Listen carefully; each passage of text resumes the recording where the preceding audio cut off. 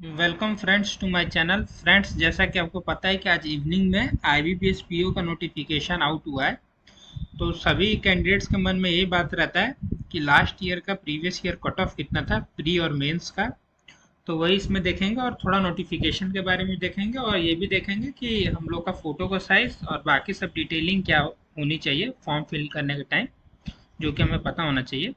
तो आइए देखते हैं। पहले तो नोटिफिकेशन में डेट्स हम लोग देख लेते हैं। जो अप्लाई करने का डेट है वो 2 अगस्त से 22 अगस्त के बीच में 20 दिन का गैप दिया गया है। एंड पेमेंट का भी सेम ही डेट रहता है, इसमें ऑनलाइन पेमेंट होती है इसमें, वो भी 2 से 22 अगस्त तक है। एंड जो इसमें प्रीलिम्स का एग्जामिनेशन है, जो प्री का एग्ज़ाम, वो अक्टूबर में बताया जा रहा है कि होगा। एंड जो भी मेंस का एग्ज़ाम है इसका, वो नवंबर में होता है हमेशा। और जो इंटरव्यू का प्रोसेस होता है वो जैन या फिर फेब, मतलब फेबररी के फर्स्ट वीक में ही होता है ज़्यादातर तो। और जो फाइनल अलॉटमेंट होती है वो अप्रैल में होगी, 1 अप्रैल को आपका रिजल्ट आता है। तो ये तो बाकी डिटेलिंग हो गई। अब नेक्स्ट देखते हैं वैकेंसीज टोटल कितनी आई है। तो टोटल वैकेंसीज हैं 6432 वैकेंसी है, जो कि लास्ट टाइम से ज़्यादा ही है। जो पहले रिलीज़ हुई थी उससे ज़्यादा ही है। एंड सबसे ज़्यादा किस बैंक ने किया है, तो सबसे ज़्यादा यहाँ पे कैनरा बैंक ने सबसे ज़्यादा किया वैकेंसी। 2500 वैकेंसीज है। और बाकी 1 2 3 4 बैंक्स का नॉट रिपोर्टेड अभी वैकेंसीज है। जैसे कि बैंक ऑफ बड़ौदा, हर साल इसका नॉट रिपोर्टेड ही रहता है। फिर बैंक ऑफ महाराष्ट्र हो गया। एंड फिर central bank of India, Indian bank and Indian overseas. तो ये सब तो बैंक निकालते ही हैं वैकेंसीज अपना लास्ट तक। बाकी बैंक ऑफ बड़ौदा का कुछ नहीं कह सकते हैं। और जितने भी बैंकों ने अभी वैकेंसीज निकाला है वो आगे चल के वैकेंसीज अपनी इंक्रीज भी करते हैं उसमें। तो रिवाइज वैकेंसीज भी आती है। तो ये मान के चलिए कि ये तो मिनिमम है, इससे मैक्सिमम ही होंगी वैकेंसीज जो भी आगे होंगी, अभी घटेंगी नहीं। भले इंक्रीज हो जाएंगी बट घटेंगी नहीं। अब आगे देखते हैं हम लोग क्या क्या चीज़ आपको पता होना चाहिए फॉर्म फिल करने से पहले। जो फोटो का साइज होगा वो आपका 20 से 50 केबी के बीच में होगा, इससे ना एवब होगा ना बिलो होगा। और जो अब आपका बैकग्राउंड होगा वो वाइट बैकग्राउंड होना चाहिए। एंड जो भी आपका सिग्नेचर आपको करना है, तो सिग्नेचर आपको वाइट पेपर पे करना है और ब्लैक इंक पेन से करना है, ब्लू इंक पेन से नहीं करना है। ज़्यादातर कैंडिडेट ब्लू इंक पेन से कर देते हैं साइन, तो उससे उनको दिक्कत होती है। तो ब्लैक इंक पेन होना चाहिए और वाइट पेपर होना चाहिए। और जो इसका साइज़ होगा वो 10 से 20 केबी होना चाहिए। एंड जो भी आपका लेफ्ट थंब इम्प्रेशन होगा इसको वाइट पेपर पे आपको करना है। और इसमें कोई नहीं है, इसमें ब्लैक या फिर ब्लू दोनों में से कोई भी इंक आप यूज़ कर सकते हैं। और जो फाइल का साइज होगा वो 20 से 50 केबी होगा। फिर जो भी आपका डिक्लेरेशन होता है, हैंड रिटन डिक्लेरेशन, वो वाइट पेपर पे ब्लैक पेन से ही डिक्लेरेशन आपको लिखना है। और उसका साइज होगा आपका 50 से 100 केबी। एंड जो डिक्लेरेशन होगा वो यहाँ पे मैंने बता दिया है। आई, इसके बाद से स्पेस रहेगा आपका नाम। Here by declare that all the information submitted by me in the application form is correct, comma, true and valid, full stop. I will present the supporting documents as and when required. तो same as it is आपको अपने hand writing में लिखना है। And white paper पे black ink pen से लिखना है। एंड जो भी आपका साइज होगा स्कैन करेंगे आप, वो 50 से 100 केबी के बीच में होगा और सबका जेपीजी फॉर्मेट में ही होगा। ये तो बाकी इंपॉर्टेंट कुछ पॉइंट्स हो गए फॉर्म फिल करने से पहले। अब कट ऑफ देख लेते हैं जिसके लिए आप लोग आए हैं। तो प्रीवियस ईयर जो कट ऑफ थी जनरल की वो 50.5 बनी थी। ओबीसी की भी सेम थी 50.5 एंड ईडब्ल्यूएस की भी सेम थी 50.5। बट मैक्सिमम टाइम ऐसा नहीं होता है, जनरल की ज़्यादा रहती है एंड बाकी कैटेगरीज की कम रहती है। फिर एससी की 44.5 थी एंड एसटी की 38 मार्क्स आउट ऑफ 100, ये सब आपके प्रीलिम्स के थे। और सेक्शनल अलग अलग होते हैं।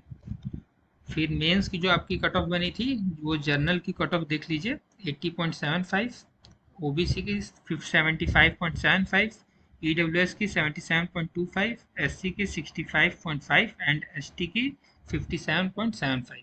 तो ये आपकी मेंस की कट ऑफ थी। ये जितने जितने कट ऑफ पार की थी उनको इंटरव्यू के लिए बुलाया गया था और बाकी फाइनल कट ऑफ अलग बनती है। फिर ये देखिए मेरा स्कोर कार्ड है। प्रीलिम्स का ही है, लास्ट ईयर का मैंने दिया था।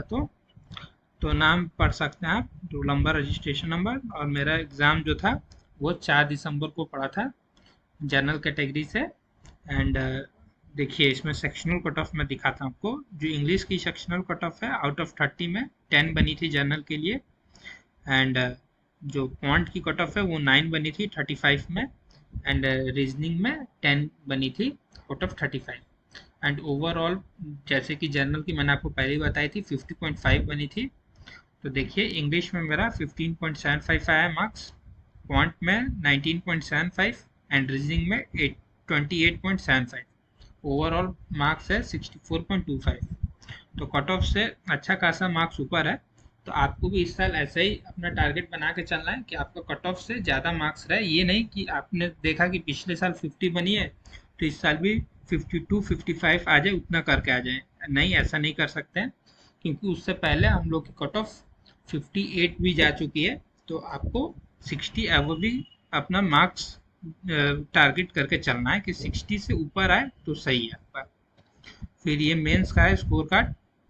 मेंस 22 तारीख को हुआ था जनवरी में। एंड जनरल कैटेगरी देखिए, इसमें आपको मेरी गलती से क्या क्या सीखने को मिलेगा, जिससे कि जो अभी से आप प्रिपरेशन अपनी जारी कर लेते हैं मेंस के लिए भी, तो उससे आपको आगे चल के मेंस में ऐसे नॉट क्वालिफाइड का देखने को ना मिले।